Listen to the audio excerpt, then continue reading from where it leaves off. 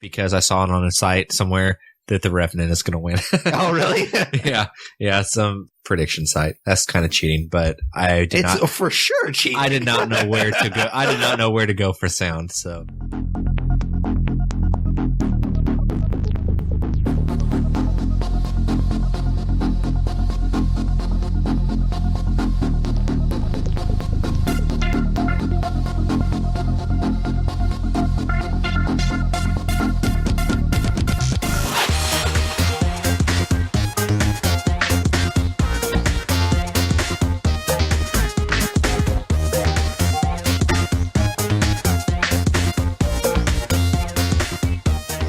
Hey guys, welcome to another episode of the Nerd You're Looking For podcast, a weekly nerd culture podcast that discusses the culture through various segments.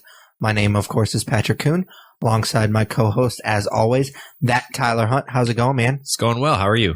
I'm good. I got my Deadpool box before my Marvel Collector Core Deadpool box right as I got home from work today, like literally 2 hours before we started recording this. So I'm pretty psyched to open it. I'm planning on doing an unboxing video for the YouTube channel, which I guess will have dropped by the time this drops. So yeah, I'm really looking forward to it. Yeah, it must be nice. I, like you, am a subscriber to the Marvel Collector Core program, and I had a situation where my card I had on file expired, and I got a notification that it couldn't be charged, so I updated my payment info, thought everything would be good to go. Turns out they didn't try to recharge me on the new card, and it just says order canceled. So I sent the customer support an email saying like, hey, I really want this box. My card is up to date if you can charge it. And they just told me tough shit, basically. Yeah. Like, no Deadpool box for you, but in a couple months you can get the Captain America Civil War box if you're interested. So I was kind of ticked off with that, because you can't tell me there's not a Deadpool box laying around the warehouse somewhere that for sure they can send That's out. A bummer. But if it makes you feel any better, I mean, you could just watch my video. It's funny because I already got on eBay. Because now I'm like in this weird thing where I don't want to miss a box. Yeah. And I'm like, well, let's see how much it would cost to just buy this box. They're and stupid. People are dumb and are charging way too much for stuff. And like tracking down my shirt size and all of that kind of stuff would be a hassle. So I think I'm just going to unfortunately have to let this one go. A lot of places, like a lot of eBay stores and whatnot, they'll sell the box, like the whole thing. I've seen it before, but it's ridiculously. I think I looked one time just out of curiosity, because I've been getting these boxes since Ant-Man. I think it was like $150. I think I looked for the Secret Wars one just out of curiosity, and it was like $150. I was like, that's dumb. Stupid. Like, these boxes are cool, but nothing in those boxes is worth anything close to that, even from a collector standpoint. For sure. I mean, I guess with the Funko Pops, people do get into that. Yeah, because they're exclusive and they are pretty cool. I'm looking forward to see what the Deadpool one looks like. Yeah, I mean, this is a pretty big one, because I like the character, and I don't mean to keep rubbing it in that I got it and you didn't.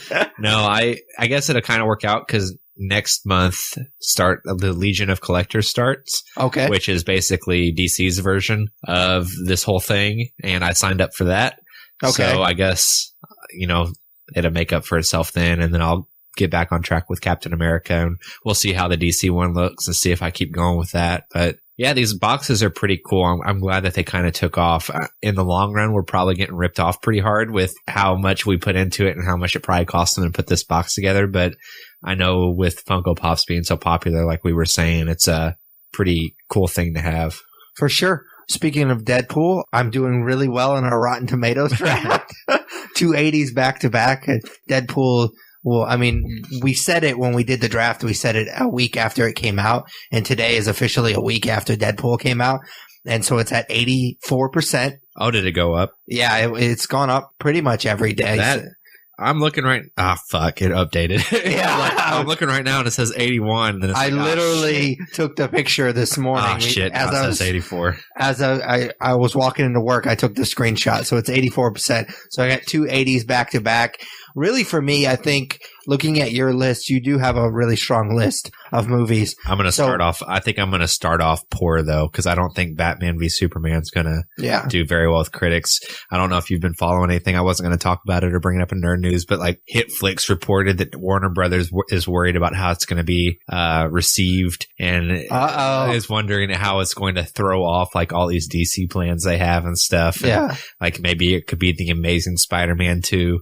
Where it was supposed to like, set up for like this big third installment and a Sinister Six movie and all this other shit. But, I don't know. We'll see. Yeah. I'm really getting into this draft. I like the idea and I like it a lot. And I was looking, and for me, I think the big question mark for my movies is going to be 10 Cloverfield Lane. If that does well, I think you're in trouble.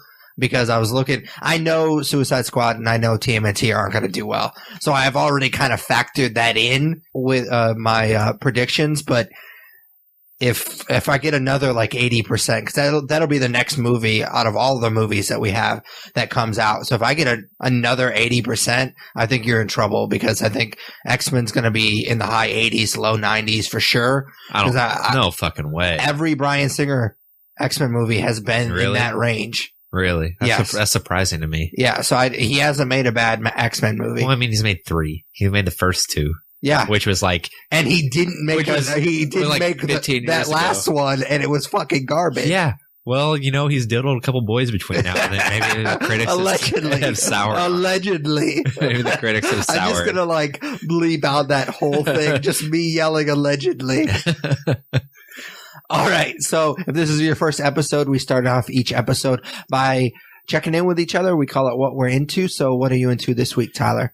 I think I'm going to kind of steal your thunder on this one, because I know this was a show you were looking forward to quite a bit. I believe you actually got Hulu Plus for this show, but it's a show that debuted this week. And I didn't realize this until it came out, but Hulu's releasing an episode each week as opposed Hulu fucking sucks. Did you think it was going to be released all at one time? No, I knew, because they had done this a similar thing with Mindy Project. My wife's a fan of that show. Me, not so much. But I had heard when it got on Hulu, I was like, I kind of looked into it for my wife, and I noticed that they were only releasing it week by week, like a regular TV show. And I kind of assumed that that's how they were going to do it for this show as well. Bold strategy. Anyways, the show is 11/22/63. It's based on a Stephen King book of the same name. It's about our main character, whose name I forget, but he's played by James Franco, and he is at a I'm doing this off the top of my head. This isn't like one of Pat's movie synopsises that's pre-planned and really well put together. So I'm just going to kind of tell you what the show's about real quick. It's about James Franco's character. He eats at a diner pretty often. He's a teacher. He's kind of buddies with the guy who owns the diner. And as it turns out, this guy who owns a diner, there's a closet or a storage room in his diner where whenever you walk through it, it pretty much shoots you back to the same day in 1960. There's like some rules and fallacies that go along with it. So if you go back and then you come back to our time, every time you go through that, it sends you back to the exact same time in 1960. So it's not like you can't make any decision on where you want to go or anything like that. And basically, this guy, his plan has been James Franco's friend, what's the actor's name that plays Chris Cooper? Yes, Chris Cooper.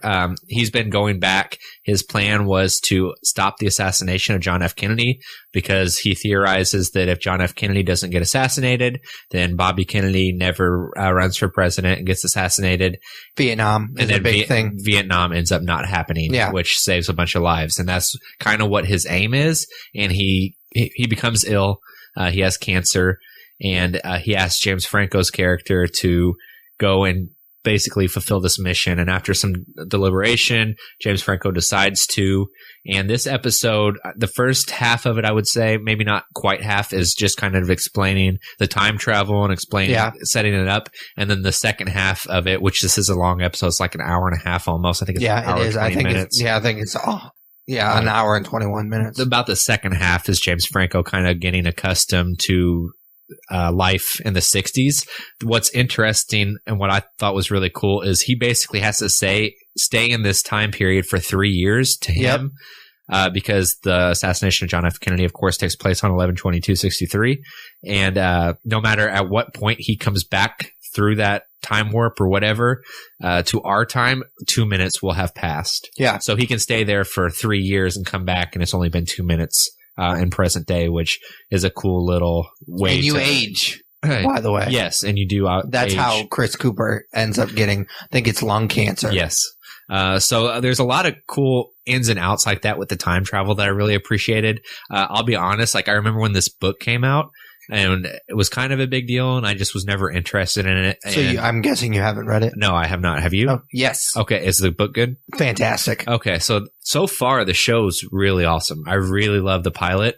I guess you would call it a pilot. This is a mini series. It won't be an ongoing show like Under the Dome. Yeah. But it's really awesome. James Franco's great in it. I love the time travel in it. And I'm curious to see what you think of the time travel, since you're notoriously not a big fan of it. But I'm really excited to see where this goes. There's a cliffhanger at the end of the episode with something that James Franco's getting ready to do that plays back to some stuff that happened earlier in the episode with one of his students. Yep. So I'm kind of really excited to see where that goes. And I don't know. I really wanted to binge this all at once. So I'm a bit disappointed that it comes out every Monday, but I am definitely looking forward to this Monday to watching the second episode. Yeah. First of all, I'm so pissed at Hulu for doing that. Like, the whole idea of Netflix and Hulu and whatnot is to kind of get away from cable. Yes. And to release it episode by episode, week by week, it kind of defeats the whole purpose. And so that bothers me. And I mean, I've had my problems with Hulu in the past, but like Tyler said, I did get Hulu Plus just for this show, knowing that this show was coming up. I loved it. I loved it. There is a lot in this book, in the book that obviously it's based on. There is a lot of Stephen King stuff. There's a lot of him building his universe. And it seems like they're staying away from that kind of stuff, which as a fan, I'm a little bit disappointed, but as a viewer of the show, I understand how that would kind of bog down the show. I want to say I read something like that. Are you talking about like the It stuff? Yes, I believe, and it's been since the book was released since I've read it, because I don't reread books because that's stupid. I believe the guy that you're referring to, the student that James Franco, he has a horrible story about this kid or this guy's childhood. And one of the things he tries to do is fix it when he's back in the past. And I believe the guy lived in Derry, which is weird because I lived in Derry, New Hampshire for a little bit. And it's spelled exactly the same, but it's Derry, Maine, which is where the story of It took place as well. Okay. So there's a lot of stuff in the book about how like the townsfolk are kind of weary of strangers because of all these children disappearing and whatnot, and these weird things that are happening. So he does that a lot in some of his books. I am a huge Stephen King fan, but I'm not a huge reader. So I haven't read a ton of his books in comparison to how many books he has. Yeah. So I don't know if that's a thing that he does in a ton of his books or not, but I know I'd read It, and I've read Salem's Lot, and I've read a few others, and I've read this one. So there's been a couple where he kind of loosely ties them together, and there's none of that in the show. The guy's not even from Derry. Yeah. In the show. So I appreciate that. I understand why they stayed away from that, because I definitely think it would bog down the show a lot. Yeah. I like the time travel. I like how simple it is at first. There's a bit of stuff at the end. Obviously, they're going to probably hit in the last episode or two that gets kind of convoluted, and they kind of hint at it a little bit with the intro. I don't know if you've noticed that the intro is kind of mysterious. No, I don't even know that I've paid attention to the intro. Yeah. So I don't know if that I'm spoiling too much, because now that you know it, it dives into it a little bit. I think they assume that you've read the book if you're watching the show. Oh, really? Because I mean, it was a bestseller like most of his books are. So, but yeah, I mean, I love the show a lot. I think James Franco does a good job when he has a good project that he's working on. Yeah. I don't always think that he's up to snuff on some of the stuff, but I think it's more material when he's not very good. But I think he's great in this show. Thought Chris Cooper, the little that you see him, is good. I mean, I just love the story. I think they're doing a really good job of converting it to the screen. This is one of the stories that I read the book and I loved the book. And when it first came out, I had heard that they were trying to make it into a movie. And then I believe, and I could be wrong, they had a script finished and Stephen King hated it. So they just scrapped it. And I was kind of bummed about that. But I think it works better as a TV show because there is so much going on in this show. Yeah, I mean, like I said, I like it a lot. Yeah, I'm really, really excited to see where it goes. I liked it a lot more than I thought I would. All right, man, what are you into? I'm into a TV show as well. The Walking Dead Season 6 is back. The mid-season premiere was last Sunday. As much as I've complained about this show, and I think Tyler and I have both complained a few times about this show on the podcast, my main thing about this show is that I think it has a bit of a pacing problem.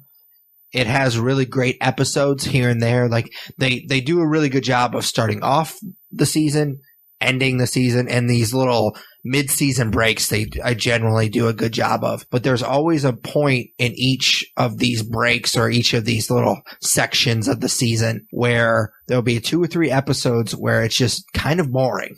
Nothing really happens. It's 2 people hanging out or just one person kind of going through the motions. But when this show does it right, when they have episodes like this episode, it's really great. I do enjoy this show, and I kind of almost put up with some of those other episodes because it's good character development, and that's why these episodes pay off so well, is because we care about these characters. In this particular episode, I know a lot of people are going crazy about it, and I'm going to kind of throw a blanket on that. It was an action-packed episode. I liked a lot of the stuff that they did. Spoiler alert, Carl finally loses his eye like he does in the comic book. I thought that the opening scene with the guys from Negan, his outfit was built really well. Like it was shot really well. The tension was built really well. It paid off beautifully. I loved it. I loved how that particular scene ended, and I'm trying to not spoil it too much because I know Tyler hasn't seen it. I knew the thing about Carl's eye that you knew about that. We had talked previous, so I didn't want to spoil that for you, but the episode is certainly not perfect.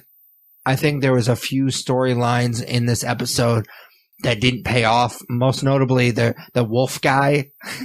His storyline just kind of fizzled. There was a point in this episode where you thought Glenn was going to get it again. And it's just, that feels like they're almost taunting us at this point. Like, yeah, because he does bite it in the comic, right? Yeah, eventually. Yes, he does. And not in the way that we thought he had died previous. Yeah. And then this particular instance, I feel like I'm almost positive they shot all of this at one time. So obviously they would have had already been done with it before the whole Glenn being dead thing happened.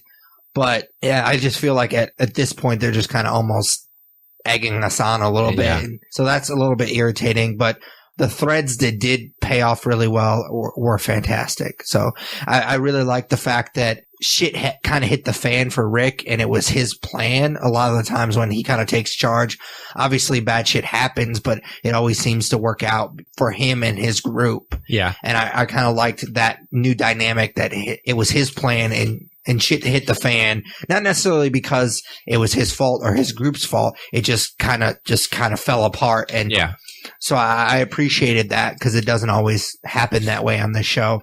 All in all, I would say that I really enjoyed this show or this episode, just not as much as everybody else did. Yeah, and now you'll probably have to sit through 3 boring episodes before anything fun happens again. Yeah, for sure. Yeah, I'm looking to get caught up on The Walking Dead here soon. I think that we'll end up reviewing it this season, at least whenever it comes to a close, and I think April, maybe?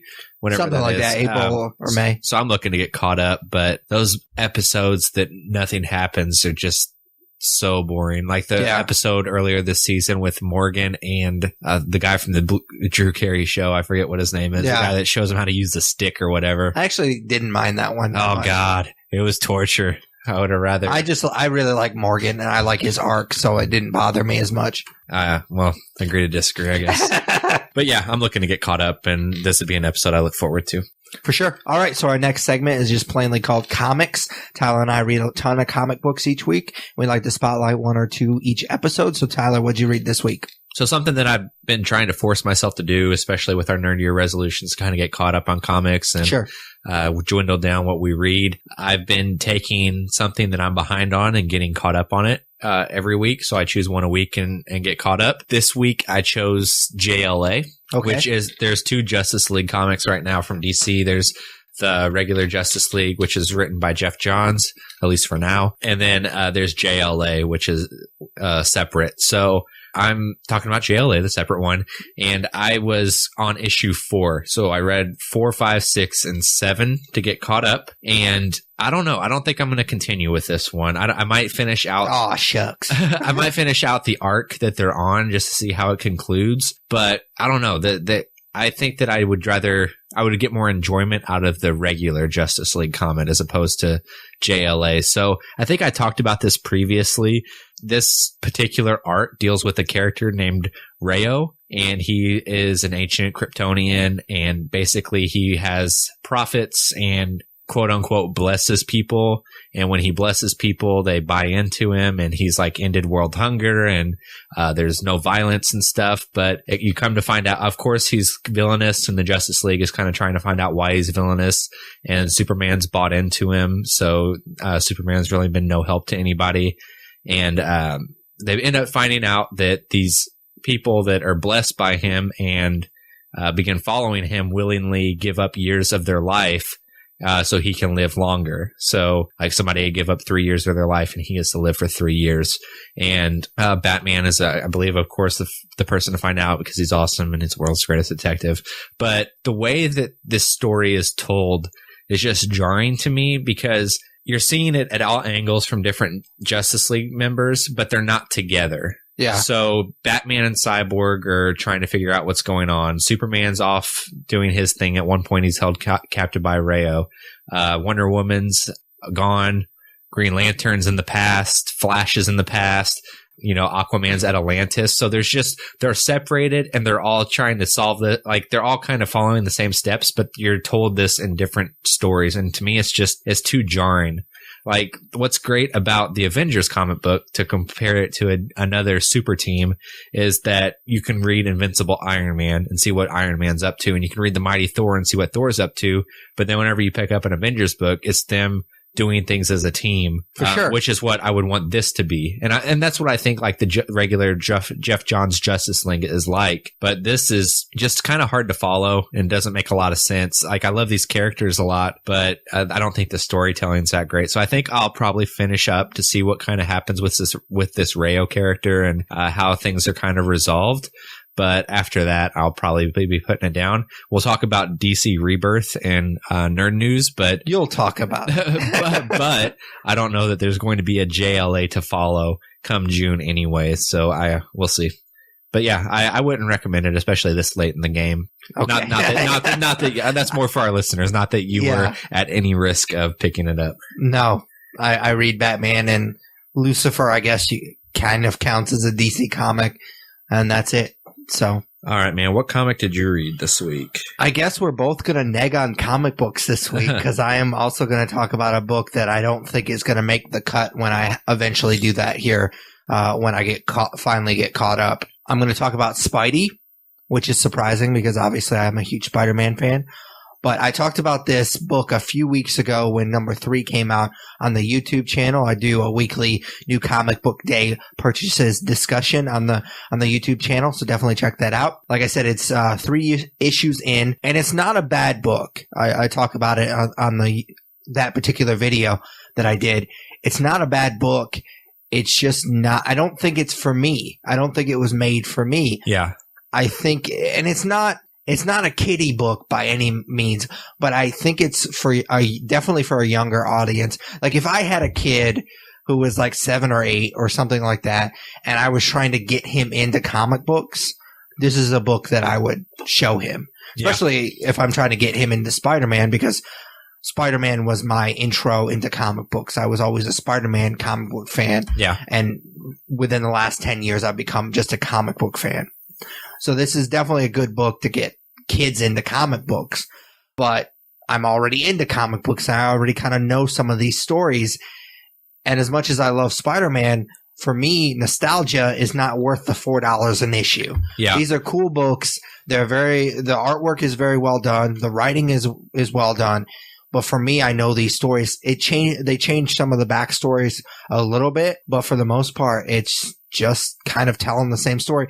It almost reminds me a lot of the 90s Spider-Man cartoon. Like they're just telling the story again. And yeah, it's not exactly bit for bit, but it just, I don't know, for $4 an issue, it's just, I don't need to read this as much as I like the character and as much as I want to see more Spider-Man books. I don't know if I can afford to keep reading this book if I'm not getting the enjoyment out of it that I think I should. And are you talking about Amazing Spider-Man or are you talking about the new Spider-Man? No, it is a book called Spidey. Spidey. Is that the one with Miles Morales or is that not? No. Okay. That's weird that this book exists. Yeah. It's not a part of the canon. It's kind of off on its own little thing.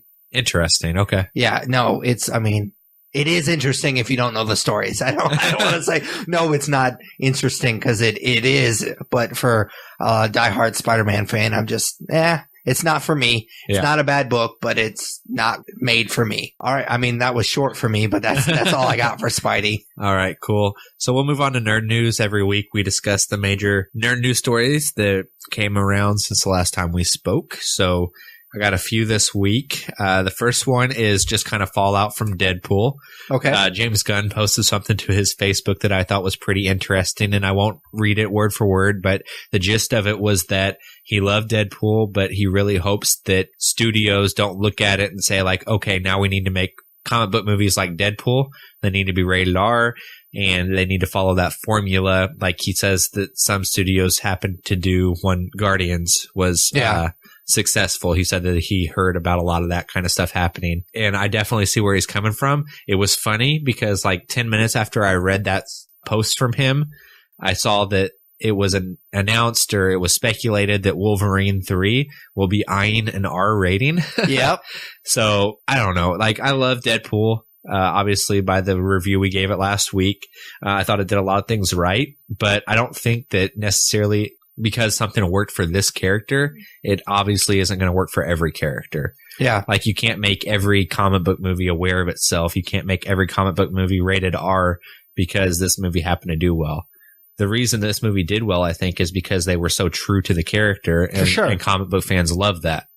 So like if you're going to make a rated R Wolverine movie, but you're staying true to the character, that might work, but don't make it rated R just because you think that that's what fans want to see is him slicing people's heads off, you know? Yeah. I think his point, and he may have actually said this, I didn't read the whole post, but Hollywood tends to learn the wrong lesson. Deadpool did well, not because it was fucking rated R. Yeah. It did well for all the reasons that you listed. It was original. I mean, obviously it's based on a comic book, but the comic book was original and it stayed true to that. Yeah. So it's not something that we see every day. As much as I love the Marvel Cinematic Universe, and I talked about that when we did our review, it's not a Marvel Cinematic Universe movie. Obviously, it's not part of that, but in the sense that it's not that cookie cutter PG-13 type of movie, which I love those movies. So I'm not dissing them, but it's just completely out there and it's completely on its own. It's not even much like Guardians. I mean, that's just the closest comparison that people can make, and people love making comparisons. So I think that Hollywood is going to make a lot of R-rated superhero movies. There's going to be Deadpool copycats out there for sure. Oh, yeah. It baffles me that there's people out there that think that it's just because it's rated R that's why it was successful. Yeah, because it's an adult comic book movie. And I even read something about how some people were speculating, and it was just the article I read, so I didn't really do a whole lot of follow-up research, that they were talking about maybe recutting Suicide Squad and making sure that got an R. And I'm just like, are you kidding me? Like, make the movie you want to make. Yeah. And I think at this point that would be just awful. For me, I'm rooting for this movie to do well. And if you're recutting it at this point, because they're really into post if they're not already done with this movie. And so to recut it, they would have to go back and reshoot it. And I mean, this movie was written to be PG-13. So at this point, if you go back and try to change it to being an R, it would be a disaster. I don't think there's any truth to that. Like, you'd have to make it R, you'd have to go back through and add dialogue and reshoot everything and make it more violent. And I think that even if they wanted to, it's too far down the pipeline to do that. For sure. Like I said, I think that Hollywood just always learns the wrong lesson. And it seems like they're not learning from their past mistakes. And it looks like we're going to get a string of rated R superhero movies that don't work because Deadpool worked and just was ridiculous at the box office. Yep. Moving on from that, but kind of staying on the James Gunn side of thing. He did kind of announce a couple things with Guardians of the Galaxy 2 this week because it started filming. The cast does include Kurt Russell. He did confirm that. I don't know what character he's playing. The Mantis is going to be a character in the movie. She's being played by an actress, and I don't forget her name, but I had never heard of her before. I don't honestly know a lot about the Mantis character either, but she's going to be in this movie as he announced. So, I'm looking forward to Guardians 2. I mean, who isn't? Yeah, for sure. I mean, what is there to say that we haven't already said? It's going to be fantastic. I'd like to see some Thanos, but at this point, I don't think we're going to until we get to Infinity Wars. And even if we do, it's just going to be, they're just going to tease him again. I think that he actually announced that Thanos won't be in this movie. Oh, really? Yeah. I hadn't seen the press release or anything like that. I don't know that we know who the villain is in this movie yet. Yeah. Right? I guess not. No. That's weird. Which I hope that it's not just a one-off villain like Ronan. But at this point, you're getting so close to Infinity Wars. I mean, he's going to be the villain in Infinity Wars. So at this point, like, who are you going to introduce and get rid of and not be one-off? Yeah, unless Kurt Russell ends up being the villain or something. I don't know. Yeah, I mean, there was a storyline, and I obviously haven't read the old Guardians of the Galaxy book, and I haven't read it since Guardians of Infinity or whatever they call it now, since the relaunch after Secret Wars. But there was a bit of tension between Star-Lord and his father, if that's who Kurt Russell ends up playing. So that could be a route that they decide to go with. Yeah, for sure. This one's a pretty quick news story, but I know you like Dice Masters, and so do I. They announced the world's finest Dice Masters coming out in March. Yep. So that another cool expansion. I know that you've been looking for the TMNT one. So I don't know what's going on with it, man. Like, it was supposed to be released in like November. Oh, really? Of 2015, and then it was January 2016, and that's come and gone, obviously. And I can't get a solid release date from any. I go almost weekly and look online and see if they've announced the official release date for it. I literally asked the weird kid at the comic book shop that was working the counter if he had heard anything, and he seemed pretty vague about it too. I was like, I mean, because they know before a lot of us know when they're going to get it. So I asked him about it, and he didn't seem to. He gave me some vague bullshit answer. I was just like, okay, man, you can just tell me you don't know. It's fine. Let's see. Let's do this one. The Stand. I feel like I have to bring this up because we've talked about it like 3 times in Nerd News before, and it's a movie we both were pretty excited about. Josh Boone is trying to make The Stand. It looks like it is stagnant again. He's going to be doing a different Stephen King movie first called Revival. And I'm not familiar with the source material for that. But basically, I guess a producer for The Stand said that they're kind of stuck because they don't know how to do this movie. First, they were going to make it 1 movie. Then they were going to make it 2 movies. Then they were thinking about doing a companion miniseries. But I guess there's just too much story. And they are kind of not sure how to get that story out there. So that's disappointing because I really wanted to see this movie get made. It makes me feel better since I did not complete my Nerd Year's resolution last year of reading The Stand. Seems like I have a lot of time bought to get that book to get that book done. But yeah, it's a bummer that because I know we both listened to the podcast he did with Kevin Smith where Josh Boone just went on and on about how excited he was for this project. I know that he's probably bummed out too that he can't get this movie made. But I don't know. I guess at least they're putting a lot of thought into it. I don't know. Yeah. I mean, I appreciate that they're not just trying to rush into it and just make a movie just to make a movie and get it over with. I appreciate the care that they're putting into it, but at the same time, I'm definitely bummed, even though I, like you, have not read the source material. But I mean, I do love Stephen King and I've heard great things and I'd like to eventually read it. And I kind of want this movie to be announced in like get a release date and all that. So it forces me to read the book. Yeah. I hope it gets made, but I'm not holding my breath at this point for it to be anytime soon. For sure. Okay, so DC Comics Rebirth. We've talked about this a couple of times. There's been a lot of speculation on what it was, and it was announced this week what exactly it is. And there's a lot that goes into it. So I'm going to skim over it. But the gist of it is that almost everything is starting at a number 1 again. Okay. Jeff Johns is writing. He's leaving Justice League. Justice League 50 will be his last issue of Justice League, and he's going to be writing an 80-page intro to Rebirth. And I forget what it's called. Let's see. Who gives a fuck what it's called? But he's writing an 80-page intro to Rebirth that'll be put out before all of these things relaunch. But after, I believe May or sometime actually June, my bad. There will be a bunch of Rebirth specials. Okay. And then after that, it starts with new number 1 issues for, some titles. And then more number 1 issues come out in July.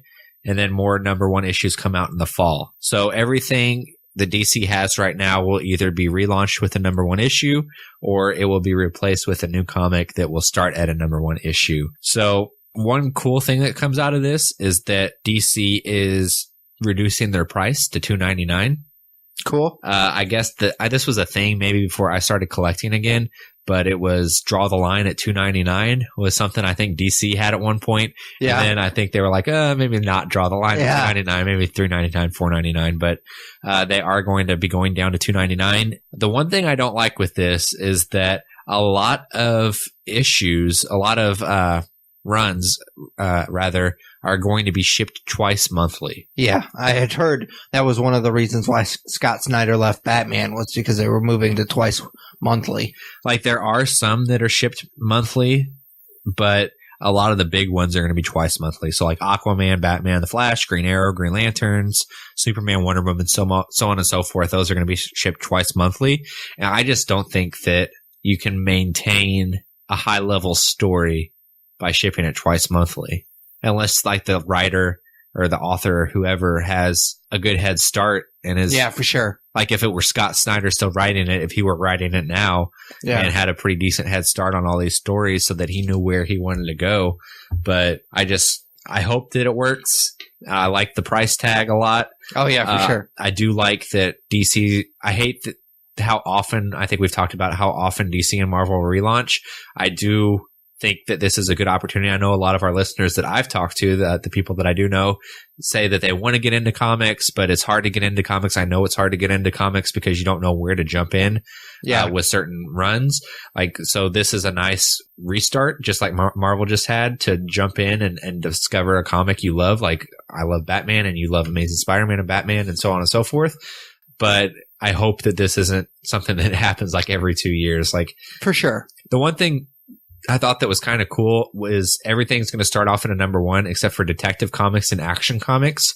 Those are going to start off in the 900s because they're going to take wherever that ended when the New 52 started, add whatever issues we had since the New 52, and then start the number from where it was. Yeah. So that those numbers kind of maintain that legacy. But yeah, it's a big thing for sure that's happening this summer with DC. Yeah, I mean, I don't really have a whole lot. I'll read Batman.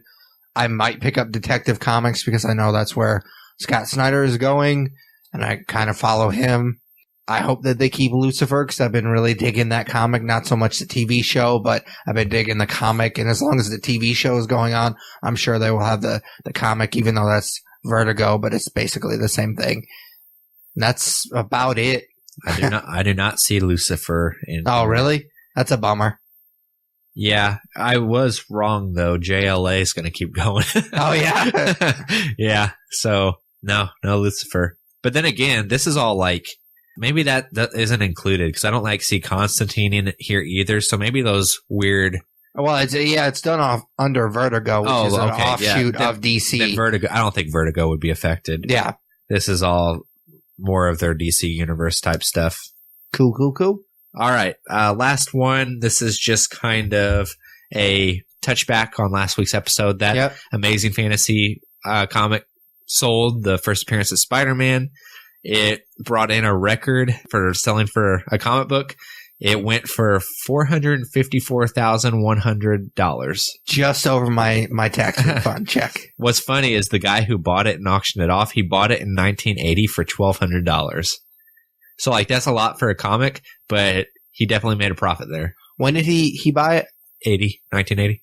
So, yeah, that wouldn't have been too much inflation. So he definitely made a ton of money. Oh, yeah. He made bank. And apparently he said he bought some other high-value comic books at the same time as he bought Amazing Fantasy, and he hasn't divulged what those are yet. Yeah. But he'll probably be selling those, he said. So I'm For sure. kind of curious what this guy's collection looks like. Yeah. And it also makes me nervous, like we talked last week about what comic we really want. I feel like the clock's ticking, for first appearance of Punisher. Like, if I don't buy it now, is it going to go for $200,000 in 30 years? I mean, I see that. I check in every once in a while because that's another book that I would like, even though I talked about TMNT #1. That's a book that I see just so, like, just the range of prices is so drastic and it changes so much that, I mean, I thought at one point that was one of the big ones, and then you can get a pretty shitty copy for $600-700. So yeah, and I'm guessing that book is probably more in print too than Amazing Fantasy was. Like, nobody knew how big Spider-Man was going to be at the point when Punisher made his first appearance. Spider-Man was already big, so yeah, they were printing a lot of copies. So maybe that'll help. Yeah, for sure. All right, man, that's all I have for nerd news. All right, so our next segment is just kind of our main topic. It changes from episode to episode with the 2016 Oscars coming up. Tyler and I decided that it might be nice to kind of talk about who we think is going to win. So we're just going to run through the big ones. Obviously, I think we're going to skip like the shorts and the documentary and the foreign film. Tyler, I don't know if you want to talk about the music, but I don't really have a whole lot of I don't have the technical knowledge to talk about it with any kind of information or any kind of anything to back it up, really. So I'm going to go ahead and abstain from talking about those categories as well. But like I said, we're just going to kind of talk about the main ones. Okay. So I'm on Oscars.com. Okay. I'm just going to scroll to the bottom because, I'm guessing if we start at the bottom, it will be the lesser categories, and we'll work ourselves up to Best Picture. And I will list off the category and the nominees, and then we'll just kind of both give our opinion on who's going to win. So sure. So this is probably not, I wouldn't consider this one of the lesser categories, but it is the last category listed. So writing, original screenplay. Okay. Did you have a prediction for this? I thought you were going to list off the nominees. That's correct. I was going to do that. The nominees are Bridge of Spies, Ex Machina, Inside Out, Spotlight, and Straight Outta Compton. Okay. So I have a theory about this, and I might not be the right person to talk about this because I am a white male, but I think with everything going on with the Oscars and the kind of the outcry about African Americans and minorities being kind of excluded from the Oscars, I wouldn't be surprised if they gave this to Straight Outta Compton. Oh, I thought you were going to say Spotlight. No, just kidding. No, I think that's who will win. Yeah. But I won't be surprised if my official prediction is that Spotlight will win, but I wouldn't be surprised if Straight Outta Compton won. I don't know if that's well deserved or not. I'm not saying that it's a token win or anything like that. Don't get me wrong. I haven't seen it, so I don't know, but everyone seemed to like it. I watched Straight Outta Compton last weekend. Oh, really? Yeah. What'd you think? Would it be good enough to win this? Not in my opinion, because I liked Ex Machina and Inside Out both better. Okay. So my opinion is no. I don't think that. I think that even though it was 2 hours and 45 minutes, to me it felt rushed. Yeah. Like 1 minute, they're this band on the streets, or not a band, this group on the streets. And then, 5 minutes later, they're living in mansions and they hit the big time. And I don't feel like it explains that transition very well. So, I mean, that may have been how it happened, though. I mean, movies rush, like movies like this, obviously, just like The Runaways was kind of like that same type of movie. They were playing these small gigs, and all of a sudden they were on these world tours. So I think the movies just kind of have to do that. Yeah, I didn't feel like it paced right for me. Okay. Now, are we doing who we think is going to win or who we want to win? Because I'm doing who I think is going to win. I'm doing who I think is going to win. Okay. Like I said, I think Spotlight's going to win. I do too. Writing adapted screenplay. We have The Big Short, Brooklyn, Carol, The Martian, and Room. Okay, so I'll kind of run down my thoughts on this category. I think The Big Short will ultimately win. I would like to see Brooklyn win just because I'm a Nick Hornby fan. Didn't really like the movie that much. Actually, we'll get into it a little bit more in the Best Picture. It's kind of like what I talked about with Spidey. Good movie, just not for me. And so I wouldn't be upset if it won just because I am a fan of him. The Room, well, I'll keep that stuff for later. I do think the Big Short will ultimately win. I also think The Big Short will win. I don't think it will win for much else, but I think it will win this category. For sure. Visual effects. I think we got our stuff from the same website because I'm going literally in line with everything. So yeah, that worked out well. Visual effects. Ex Machina, Mad Max Fury Road, The Martian, The Revenant, Star Wars The Force Awakens. I'm a little bit torn on this one because I'm trying to do who I think is going to win. And if I'm being 100% honest, I think it's Mad Max. But my official prediction is going to be Star Wars just because I can't not say Star Wars. Yeah. And with visual effects, it's either Mad Max or Star Wars. I mean, either one I'm not going to be upset with.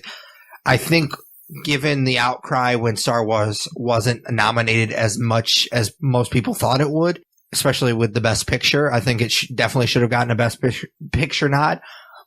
I think they're going to give it to Star Wars. I also think that it will go to Star Wars. Okay. I don't really have reasoning. I mean, it's Star Wars. Yeah. Sound mixing. Wait, we're not doing sound, correct? Well, we can. I mean, sound mixing and sound editing. I think that the same movie is going to win for both. It almost always does. And if you know the difference, email us at thenerdyourlooking.for@gmail.com because I've had people try to explain it to me. Still don't understand the difference between the two. Almost every year, the same movie wins. And again, I think it's either between Mad Max and Star Wars. And I think ultimately Star Wars is going to win. I think because I saw it on a site somewhere that The Revenant is going to win. Oh, really? Yeah. Some prediction site. That's kind of cheating, but it's for sure cheating. I did not know where to go. I did not know where to go for sound. So, okay. Because like you said, I don't know anything about it. We're not going to do short film, live action because I don't think either of us have seen any of the live action short films. Short film animated. I don't think that you had a prediction. I've seen one of them, the one that was attached to The Good Dinosaur. Which one was? Wait, what was on Inside Out? Was it nominated? No, Inside Out's Lava. Was that Lava? Yeah, that was Lava. And how was that not nominated? That was great. I don't know. It's my wife's ringtone on my phone. I know. I heard it. Short film animated. I've seen Sanjay's Super Team, which was before Good Dinosaur, so I predicted that to win because that's the only one I saw. Production design, are we doing that? I mean, it's Mad Max, right? Yeah, that's what I said too. Yeah. The nominees, if it matters, is Bridge of Spies, Danish Girl, Mad Max, Martian, and Revenant. I would say that obviously it's a 3-horse race. I think ultimately, like I said, Mad Max is going to win. It's either The Martian and The Revenant. I would think that production design, out of those three, it's probably Mad Max or The Revenant. Because I think The Martian is more visual. Okay. You want to do original song? Yeah, I mean, you can list the nominees. Like I said, I do like to make fun of my wife. Like, she's a big Sam Smith fan. And he wrote what was it? The Spectre? Spectre, yeah. That's who I think will win. The nominees are Writings on the Wall for Spectre, Till It Happens to You, The Hunting Ground, Simple Song Number 3 from Youth, Manta Ray from Racing Extinction, and Earned It from 50 Shades of Grey. Yeah, I like to egg on my wife a little bit because she's a big Sam Smith fan. And when we were watching the Golden Globes, I think it was Golden Globes where he won. I was like, well, I mean, he probably just stole it from Tom Petty. Every time we talk about Sam Smith, I always make fun of her about it because it gets a rise out of her. So, I mean, that's all I have to say about that category. That's funny. Music original score. Bridge of Spies, Carol, The Hateful Eight, Sicario, Star Wars The Force Awakens. I did like The Hateful Eight. Yeah, I think that The Hateful Eight has, how do you pronounce his name? Encinio. Not even going to try. I mean, I'm going to butcher his name, so I'm not going to say it, but he's like world renowned. He's been around for forever. He's done tons of film. He's like 90 years old. Yeah. So they have that movie definitely has that going for it. But I mean, I have the Star Wars soundtrack on my phone. I don't have the Hateful Eight soundtrack on my phone. So I'd like to see Star Wars win because John Williams is one of the best composers of all time, in my opinion. Yeah.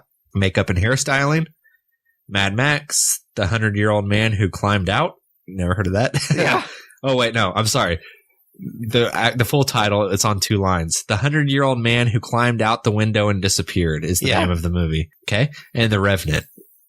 So I'm going Mad Max. Yeah, for sure. It's between that and The Revenant.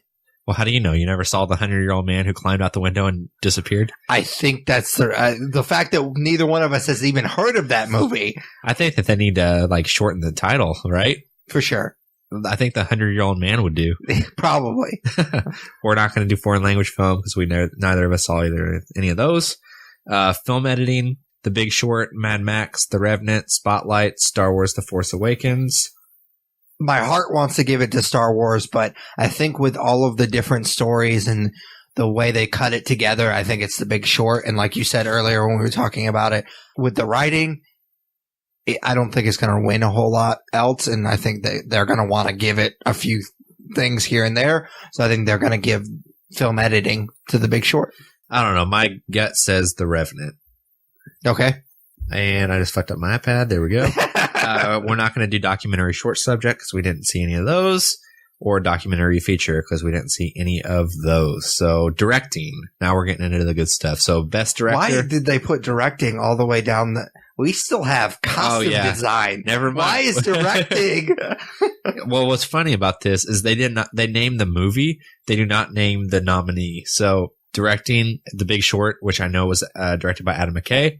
Yep. Mad Max Fury Road, which I know was directed by George Miller. The Revenant, which I know was directed by Alejandro Inarritu.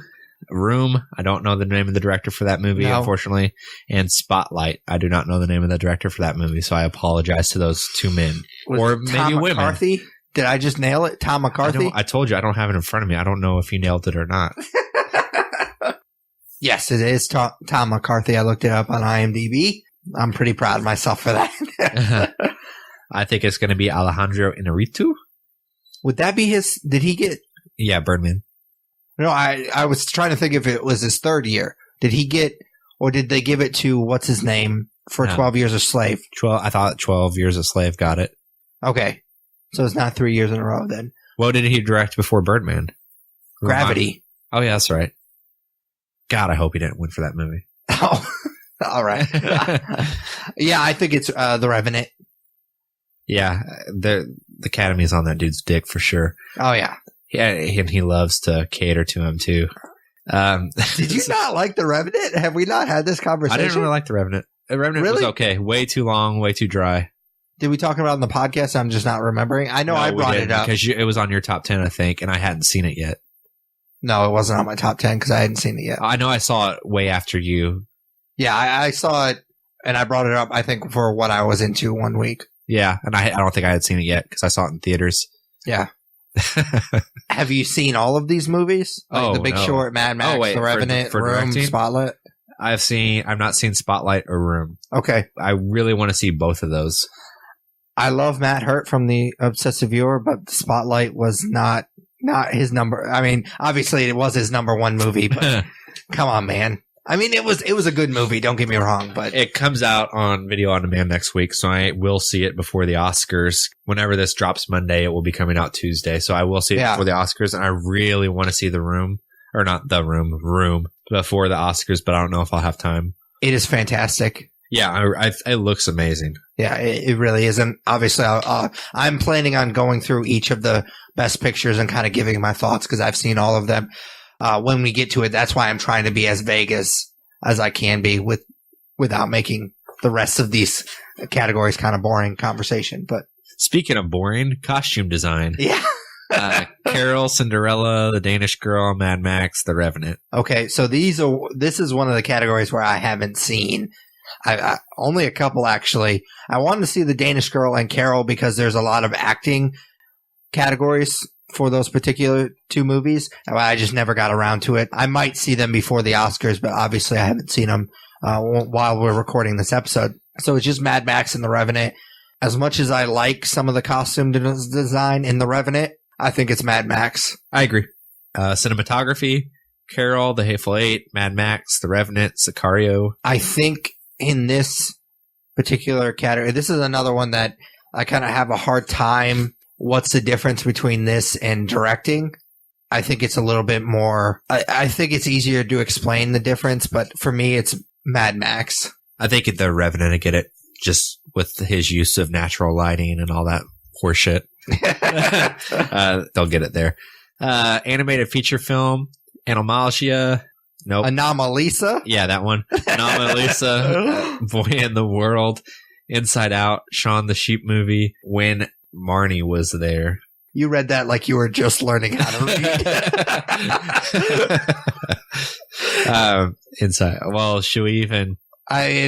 We talked about this one. The Obsessive Viewer does a yearly episode just like we're doing, and they get all different kinds of podcasts to kind of basically each podcast gets their own category, and this has been our category for 3 years in a row because we've always had really strong feelings about the animated feature. Tyler and I are big fans of that particular genre of film.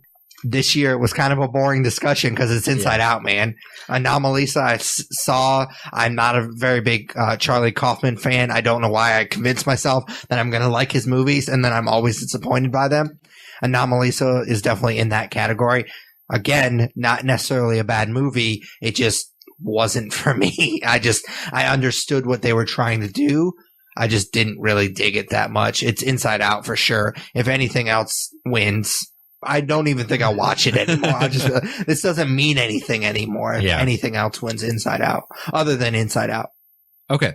Actress in a supporting role. Jennifer Jason Leigh for The Hateful Eight, Rooney Mara for Carol, Rachel McAdams for Spotlight, Alicia Vikander for The Danish Girl, and Kate Winslet for Steve Jobs. It's Kate Winslet, right? I don't know. I think that Kate Winslet will win, but I'd like to see Alicia Vikander win, even though I have not seen The Danish Girl, just because I'm a big fan. So yeah, your dick's a big fan. I would like to see Jennifer Jason Leigh win because I liked her a lot in The Hateful Eight, even though I had a few nitpicks here and there. For me, I think the better performance is Kate Winslet and Steve Jobs. I like this group of actresses. Yeah, for sure. It's not a group that we see a lot. I don't know. I just didn't like Spotlight that much. Yeah. And so, I mean, Rachel McAdams for me didn't really stand out, but I didn't. You're really just scared to say you'll like it because then I'll say you like Dinner on Little Boys. That definitely plays a part. I'm not going to lie. But for me, it didn't. I don't want to say I didn't relate to it because honestly, I didn't relate to it. Maybe related to it a little too much. All right.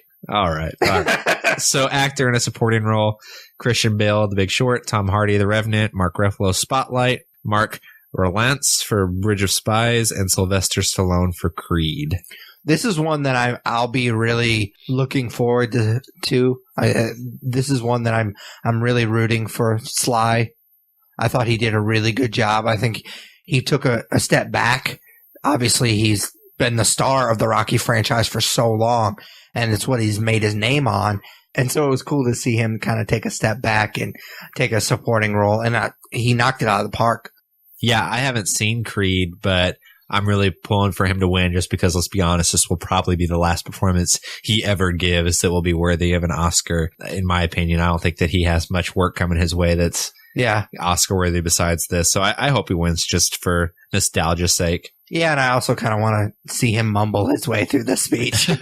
Well, from what I read, though, he has not really won anything since his Golden Globe, like at all these other minor awards ceremonies. So I think that this category is a lot harder to predict for some people, but I think it'd be Sly. All right, cool. Actress in a leading role: Cate Blanchett for Carol, Brie Larson for Room, Jennifer Lawrence for Joy, Charlotte Rampling for 45 Years, and God damn it, So are you Renan for Brooklyn? You jazzed that up a little bit. Yeah. Well, she's not going to win, so yeah, probably not. I think it's Brie Larson. I think this is probably the easiest category. I hope it's Brie Larson, which it seems like it will be with the. That's a bold statement for someone that hasn't seen the movie. I really like Brie Larson, and she's not really done a whole lot until this movie to be like an award contender and stuff. For sure. And to kind of knock it out of the park like that on your first at bat is pretty cool. Yeah, I mean, she was fantastic in this movie. It was crazy. I think that she did a fantastic job, but that kid, I was blown away by the kid in this movie. He was fantastic, and I wish I knew his name off the top of my head. But he was on Conan, like in the last 2 weeks. Yeah, and I remember, I kind of like, it's a very kid-like name. Like, how can you have a kid-like name? I don't know. It's not Tyler, is it? It's Jacob Tremblay. Oh, nope, it's not Tyler. Nope, it's not Tyler. Yeah. But yeah, I mean, she did a fantastic job, and I have not seen. Well, I saw Brooklyn. Obviously, I talked about it a little bit earlier, but other than that, I haven't seen any of these other movies. So you said this kid blew you away in it? Oh yeah, for sure. Does this have anything to do with your hatred for Spotlight? God, as soon as you said blow you away, I was like, God damn it. I'm sorry. I was reaching there a little bit. Okay. So actor in a leading role, Bryan Cranston for Trumbo, Matt Damon for The Martian, Leonardo DiCaprio for The Revenant, Michael Fassbender for Steve Jobs, and Eddie Redmayne for The Danish Girl. I think it's between Fassbender and Leo, and I hope to God it's Leo. The internet will explode if Leo doesn't win. There's a fucking game that you can play now online where it's Leonardo DiCaprio going after the Oscar. Like it's a side scroller. So I hope that he wins so all of the memes can stop. Yeah, for sure. All right. Best Picture, The Big Short, Bridge of Spies, Brooklyn, Mad Max, The Martian, The Revenant, Room, and Spotlight. All right, so I'm just going to kind of go down the list. I've talked about some of these movies a little bit as we've gone along, but I'm just going to go down the list and kind of give my thoughts on each one of them. The Big Short was on my top 10. I love that movie. It's fantastic. I liked how the characters in this movie, in this story, weren't necessarily the best people. It was kind of, they had a unique task of making you want to care about them, but also you realizing that they weren't the best people. They weren't easy to root for. So I think it did a good job of that. The reason I don't think it will win is ultimately it felt like you were watching three different stories, even though they were part of the overall picture, the overall theme of the movie. You were watching three little groups that didn't interact with each other hardly at all. And so I think that might be its downfall. Bridge of Spies, it's a pretty generic spy movie for me. I wasn't really blown away. I liked they did a really good period piece. Tom Hanks was really good in it, but for me, there wasn't a whole lot to separate this movie from Tinker Tailor Soldier Spy, which I think is kind of a similar type of movie. And I didn't really like that movie that much either. So I wasn't that blown away by Bridge of Spies, but I mean, it was well done. Steven Spielberg, of course, is not going to make a bad movie. And Tom Hanks was really good in it as well. Brooklyn, like I said, it's a well put together movie, but it just wasn't for me. I just did not care about this movie at all. Like halfway through it, I was barely paying attention to it because I hate to say that it was boring because, like I said, it just wasn't made for me, but I was bored. Mad Max talked about it a ton on the podcast, so I won't get into that. It's just a fantastic movie. The Martian, again, talked a lot about it on the podcast. We reviewed it, and then we talked about it on our top 10, so I won't get into that. The Revenant, loved it. Didn't like it as much as everybody else did, but there is some story elements. There's a particular thread in it that I think bogs down the movie, and they try to tie it back in at the end, and it just didn't work for me.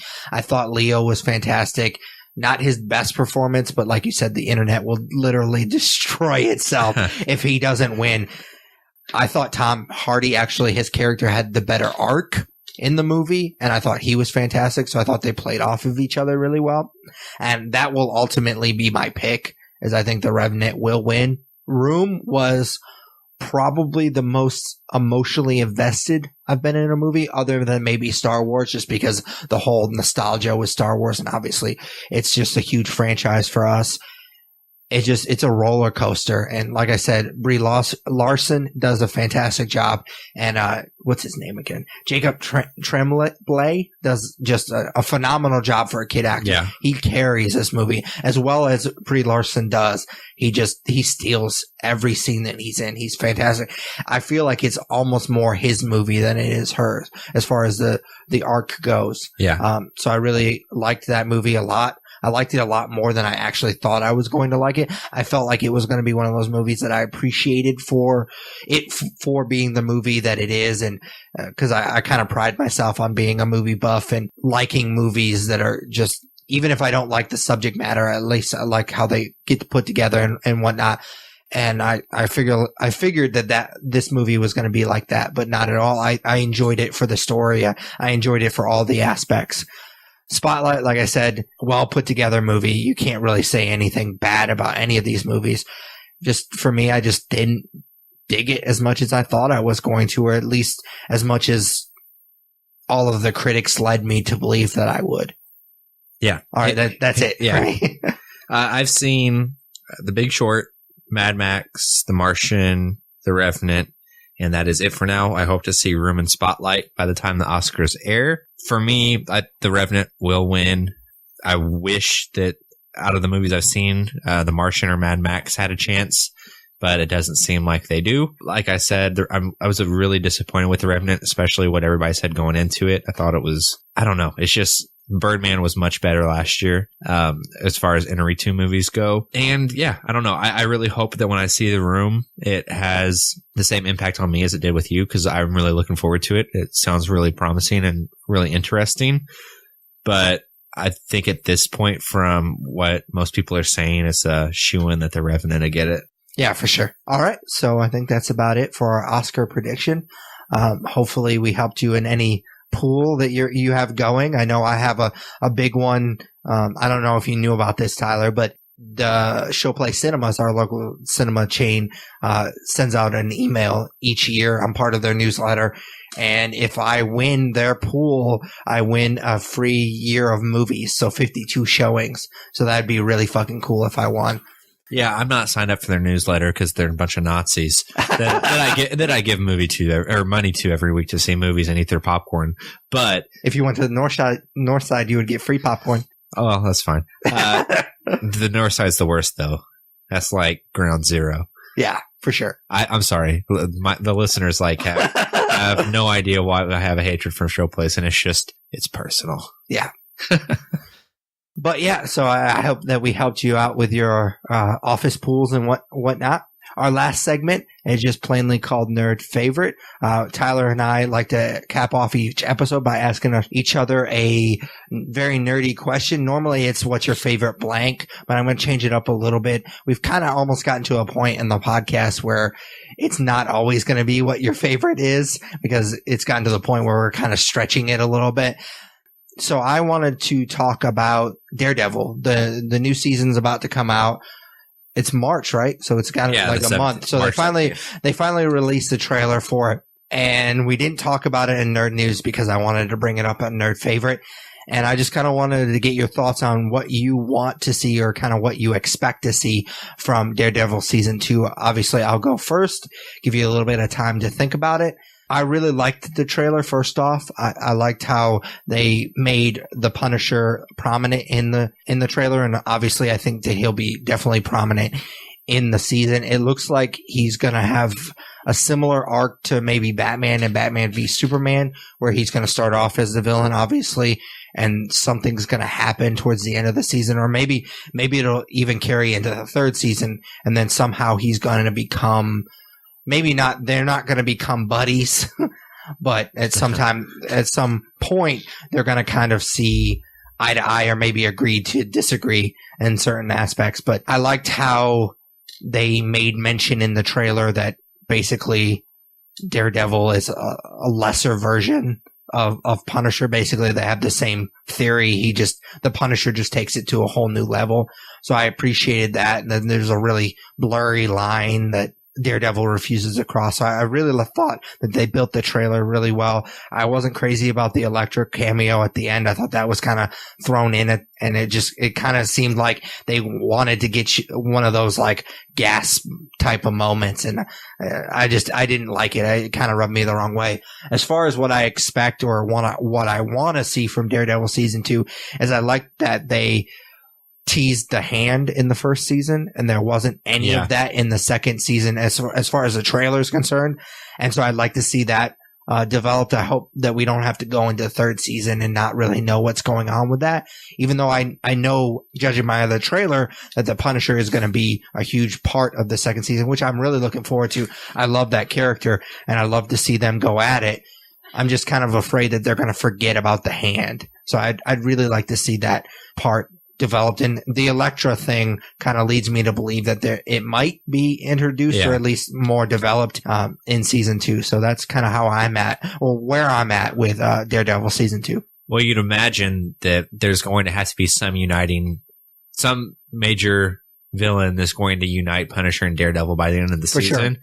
So I wonder if it is something like the hand that hasn't been teased at all.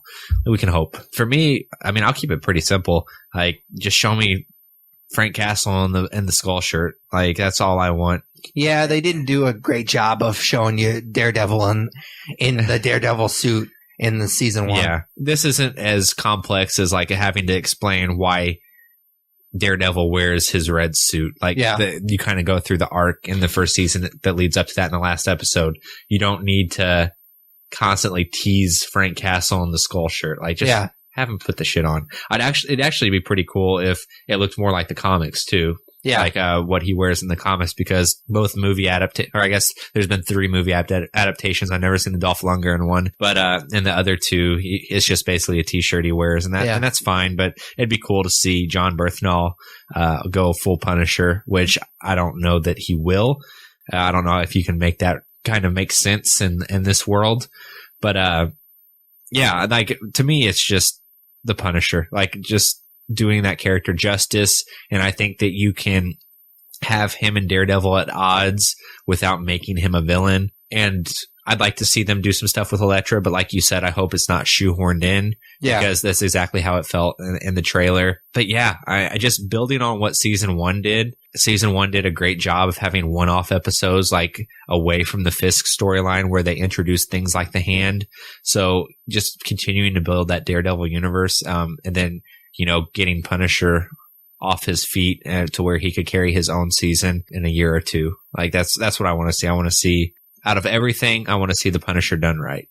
For sure. They won't do this because obviously the actor doesn't want his face covered up, but they did something in the latest run of the Punisher where he actually wore a ski mask and it had the skull over it. And I thought that looked really fucking awesome. Obviously they won't do it in the show because the actor's not going to want his face covered up, but I thought that looked pretty badass in the comic. Yeah, this trailer had me with one of the lines that Frank Castle says, which is, "You're one bad day away from being me." Yeah. Like, whenever he said that, like, that was just awesome. I can't wait to see the evolution of that character, because I think he's very underrated. For sure. All right. So that'll about do it for this episode of the Nerds You're Looking For podcast. As always, you can follow us on Twitter at The Nerds Podcast.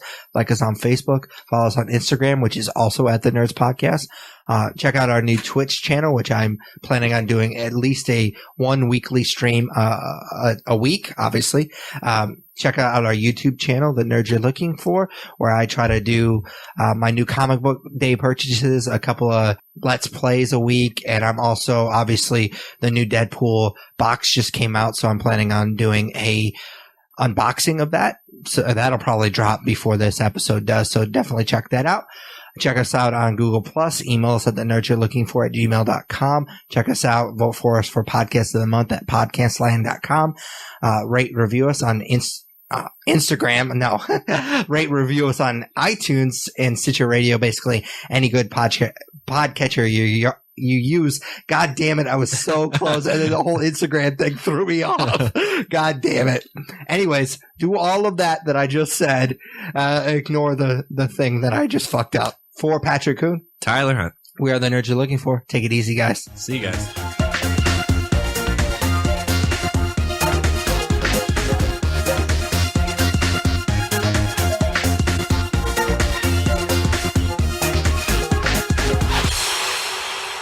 You don't like it? No, I'd stop doing that with your legs.